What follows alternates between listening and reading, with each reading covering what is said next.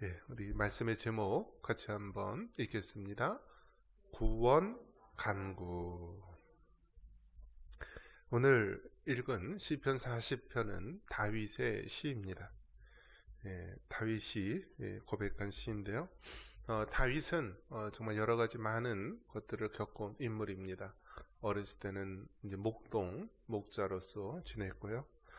또 찬양을 잘하여서 찬양을 하게 되면은 사울 왕이 들렸던 정말 귀신이 떠나가는 그러한 찬양하는 사람이기도 했고요. 또 전장에서는 정말 가는 곳마다 승리하는 그런 용맹한 장군이기도 했고요. 또 한 나라의 왕, 이스라엘의 두 번째 왕이 되었던 인물입니다. 그래서 구약을 비롯해서 성경 전체에 가장 많이 언급된 이름이 누구냐면 다윗입니다. 다윗. 그래서 많이 언급됐다라고 하는 것은 그만큼 큰 의미가 있습니다. 우리가 이제 대통령 어떤 연설이라든지 유명인사 연설을 하면은요, 어떤 사람이 있냐면 가장 많이 사용한 단어를요, 숫자를 헤아리는 사람이 있어요. 대통령이 신년 연설을 했는데 이번에는 경제 발전을 하더라, 이번엔 수출을 강조하더라. 그러면 그 단어가 몇 단어가 사용되었는지 그 조사에서요, 가장 많은 단어 사용대로 이렇게 표현하면서 이것을 강조하는구나 라고 이야기합니다. 성경에서도 어느 이름이 가장 많이 나왔어요? 다윗이라는 이름이 많이 나온 거예요. 다윗이. 하다못해 예수님에 대해서 얘기할 때도 아브라함과 다윗의 자손 예수여라고 말할 정도로 다윗을 많이 이야기했어요.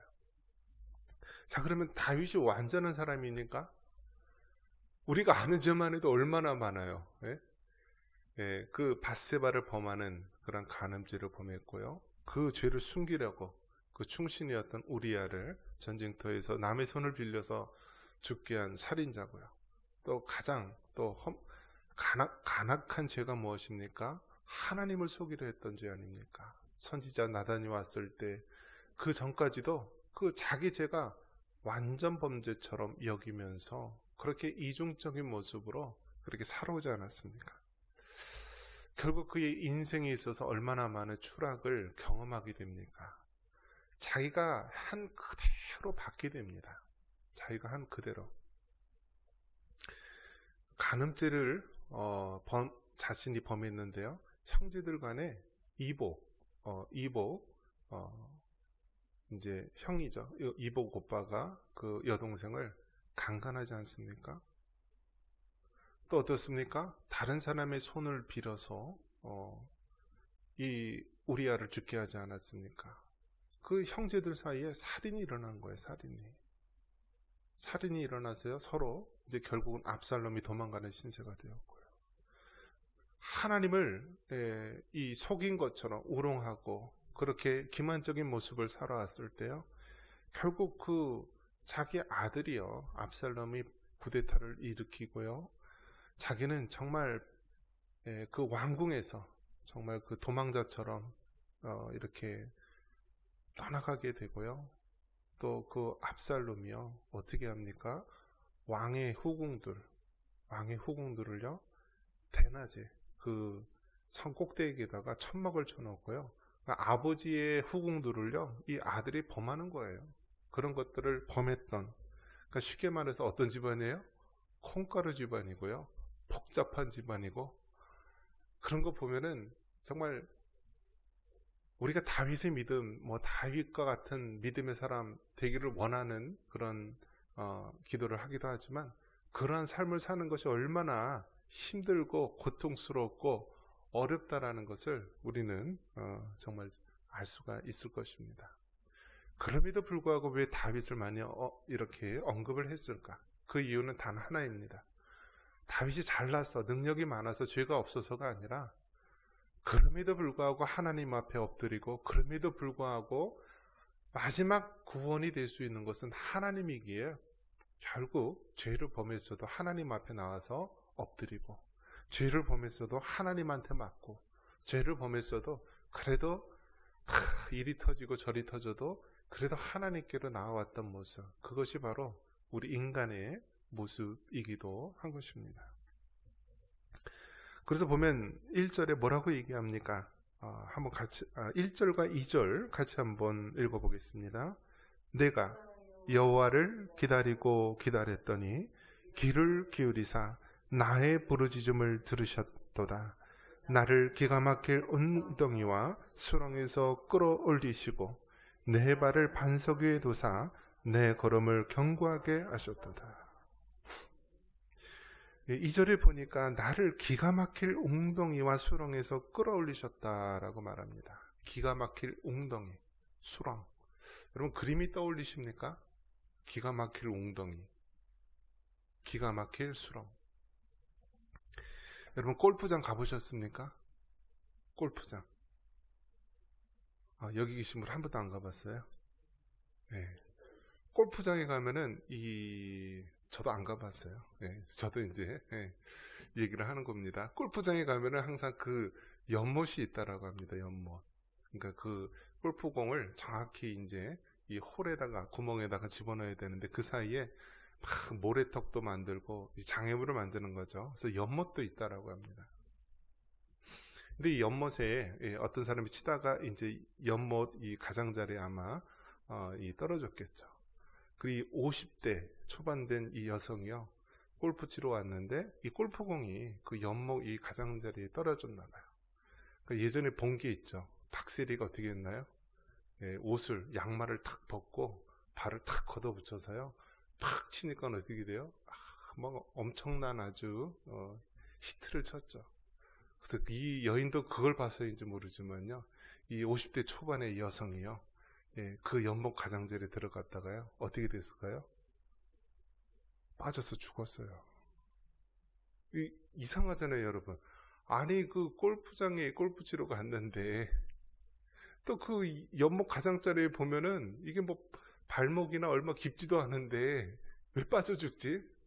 근데 연못에 있는 그 연못, 그러니까 골프장에 있는 연못이요, 그 형태가 깔때기로 되어 있대요. 깔때기. 무슨 뜻이죠? 깔때기가 이렇게 생겼잖아요. 이렇게. 그러니까 그 진흙으로 미끌미끌, 이끼로 미끌미끌 하니까요, 가장자리에 빠져도 어떻게 돼요? 쑥 이렇게 가운데로 깊은 데로 빨려 들어간다 합니다. 그 깊은 데는 3m래요. 그래서 2022년도에도, 그러니까 2012년도인가요? 하여튼 그때도 빠져 죽었는데요. 2024년도에도요. 부부가 골프장에 갔다가요. 카트를 몰고 이렇게 이제 가다가요. 또 후진을 잘못해서요. 빗물 저장하는 그 곳에 마치 물이 가득 차 있었는데요. 빠져서요. 남자는 결국 죽고 여자는 이제 구조돼서 살았다라고 합니다. 자, 50대 골프를 치러 간다. 그럼 좀 어떤 거예요? 이제는 살만하다. 지금까지 열심히 일했으니까 그래, 내 자신을 위로하자 하고 갔을 거 아니에요? 부부끼리 갔으니까 또 얼마나 좋아요? 자, 우리 부부는 노년에도 이렇게 같이 즐기고, 자, 그렇게 했어요. 그런데 결국 남편은 죽고 여자는 또 간신히 구조돼서 살고, 얼마나 안타까운 일입니까? 이 골프장 얘기도 하겠습니다. 골프장에서요, 해마다 번개 맞아서 죽는 사람이요, 두세 명씩 된대요. 어디서요? 골프장에서. 네. 골프 치다가 번개 맞아서 죽는 사람이 두세 명이고, 그 위에 얼마나 많겠습니까? 우리가 사는 세상에 여러분 그렇다라는 거예요. 가장 그래도 사람들이, 그 사람들이 유희, 그래도 저 사람 성공했다라고 하면서 마지막 가는 장소가 어디예요? 골프장이잖아요. 골프장. 골프장 가고 싶어도 못 가잖아요, 여러분. 그 채만 해도 벌써 몇백만 원, 몇천만 원짜리인데, 그렇게 골프장에 가서 이제는 정말 그곳에서 좋은 시간을 보내겠다라고 하는데 그 연못에서 빠져 죽고요. 골프채에 번개 맞아서 해마다 몇 명씩 죽고, 그것이 바로 우리 인생의 모습입니다. 우리 인생의 모습.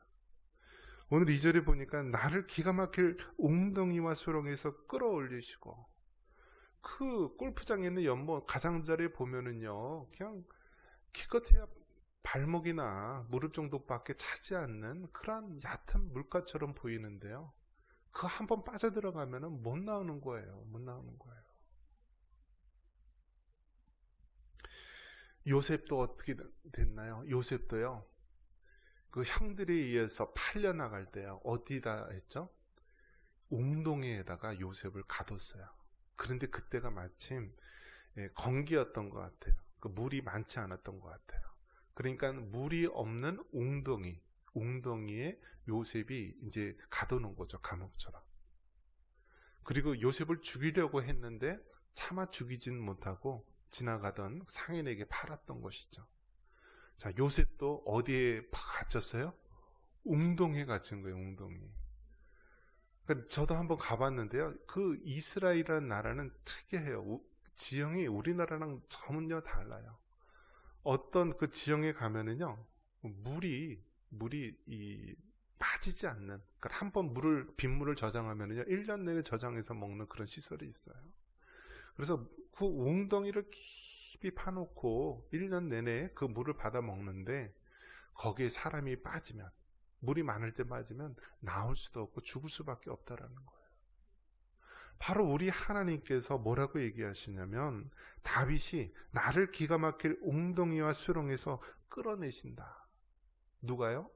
하나님께서 끌어내신다. 결국 우리가 아무리 발버둥 치고 그 기가 막힐 웅덩이에서, 그 진흙구덩이 같은 웅덩이에서 우리가 발버둥 치며 나오려고 해도 할 수 없다는 것이 바로 우리가 살고 있는 이 세상입니다. 누가 구원해 주셔야 돼요? 하나님께서 구원해 주셔야 되는 거예요. 하나님께서. 마지막 17절에 뭐라고 다시 고백합니까? 우리 같이 한번 읽어보겠습니다. 나는 가난하고 궁핍하오나 주께서는 나를 생각하시오니 주는 나의 도움이시여 나를 건지시는 이시라. 나의 하나님이여 지체하지 마소서. 결국 다윗이 정말 한 나라의 왕까지 했던, 권력의 최고봉까지 올라갔던 다윗 왕이 결국 자신을 어떻게 고백합니까? 나는 가난하고 궁핍하오니까 주님께서 나를 생각해 주시고 나를 좀 구원해 달라고 그렇게 이야기하는 것입니다. 기가 막힐 웅덩이와 수렁에서 건질 수 있는 분, 우리의 영혼을 구원하시고 정말 이 거친 세상에서 우리를 구원하실 분이 바로 여호와 하나님밖에 없음을 이 다윗은 고백하면서요, 그 하나님 앞에 도움을 구하는 것입니다. 여러분, 우리가 이 시편 40편을 통해서 깨닫는 말씀이 무엇입니까? 다윗왕, 그의 삶을 통하여서도 결국 자신을 기가 막힐 웅덩이와 수렁에서 건지실 분이 하나님이라는 사실을 깨닫고 그 하나님 앞에 도움을 구하고 그 하나님 앞에 긍휼을 구하는 것입니다. 우리가 이 땅에 살아갈 때도 마찬가지입니다. 여러분, 하나님 앞에 도움을 구하시고요, 기가 막힐 웅덩이에서, 구덩이에서 건지실 분이 여호와 하나님이심을 여러분 믿고 나아가시기 바랍니다. 50대 중반에 이제는 정말 살만하다, 이제는 정말 지금까지는 정말 고생하면서 살았는데 이제는 정말 살만하다라고 했던 사람들, 그런 사람들이 한순간에 그 기가 막힐 수렁에 빠져들어가는 것이고요, 한순간에 정말 벼락에 내리쳐서 어떻게 될지 모르는 것이 우리네 인생입니다. 정말 우리가 주님 앞에 가는 그 순간까지 여호와 하나님만이 우리의 구원이 되시고 우리를 수렁에서 건지실 하나님이심을 믿고요, 그 하나님을 의지하며 나아갈 수 있기를 바랍니다. 여러분, 이 나라의 민족의 상황을 보십시오. 우리가 얼마나 많은 노력과 또 얼마나 많은 부르짖음과 외침이 있었습니까? 항상 대통령 선거 때마다 우리가 속는 게 뭐죠? 이번에는 다르겠지. 이번에는 다르겠지. 우리가 정치인들 국회의원 선거 때마다 하는 게 무엇입니까? 정말 이들은 정말 나라를 위해서, 국민들을 위해서 올바른 선택을 해주겠지. 그러나 여러분 어떻습니까? 번번이 우리 인간의 기대와 우리 생각을 벗어나는 것이 이 땅의 현실 아닙니까? 나라 민족을 위해서도 정말 하나님 앞에 기도하고 사람이 우리를 구원하는 것이 아니라 하나님 앞에 부르짖고 하나님의 도우심을 의지하는 지도자가 이 나라를 구원할 줄 믿습니다. 여러분, 우리나라 절체절명의 상황 가운데 있습니다. 여러분, 대통령이 탄핵됐죠? 이제 국무총리가 대통령 대행하는데요, 탄핵됐죠? 이제 경제부총리 최상목 했는데요, 탄핵을 해버렸어요. 그러니까 탄핵하는 소리 들어보고 국회에서 탄핵한다는 소식 듣고요, 한 30분 전에 사표 냈나? 그랬어요. 그리고 지금 교육부총리가요, 대통령 대행을 합니다. 대행 제재가 이루어지는 나라.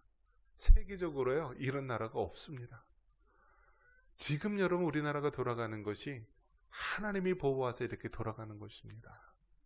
이러한 가운데서 정말 하나님의 뜻이 어디 있겠습니까? 전 세계에서 전쟁이 끝나지 않고 휴전으로 대립한 나라가 우리나라 땅이고요.